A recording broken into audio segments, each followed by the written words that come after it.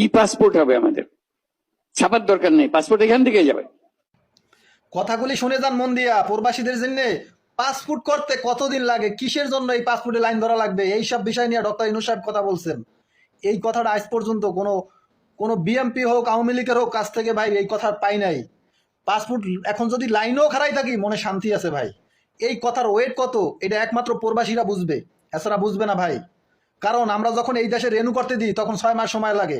আর এই সময়ের কথা কি বলছে ডক্টর ইউনূস সাহেব শুনে যান পাসপোর্ট সম্পর্কে। আপনার ইয়েতে টেলিফোনে চলে আসবে পাসপোর্ট, এটার জন্য লাইন ধরতে হবে কেন? অফিসে যেতে হবে কেন? আপনার যেটা সরকার থেকে প্রাপ্য সরকার আপনাকে বাড়িতে পৌঁছে দেবে, এটাই হলো নিয়ম। সেটা যেন হয়, আপনার যে পাসপোর্ট প্রাপ্য হলে আপনার পাসপোর্ট রিনিউ করতে হলে রিনিউ যা যা করতে হবে খালি সেটার দায়িত্ব হলো বাংলাদেশ সরকার। যা উন্নতি করছে এখন শুধু গরিব মানুষের কি আছে এইগুলা দেখেন, গরিব মানুষ যেন 2 মুঠ ভাত খাইয়ে বাঁচতে পারে এইগুলো আগে নিয়ন্ত্রণে আনেন। আর প্রবাসীদের যত টাকা পয়সা যে ভ্যাট আসে এগুলো দিয়ে বাংলাদেশটা নিয়ন্ত্রণ করেন, কাজ বাজ যেরকম আছে ওরকম থাক। আগে গরিব মানুষের পেটে ভাত দিয়ে বাঁচান, এরা যেন বাঁচতে পারে। যাদের চাকরি দরকার তাদেরকে চাকরি দেন, এইগুলো করেন।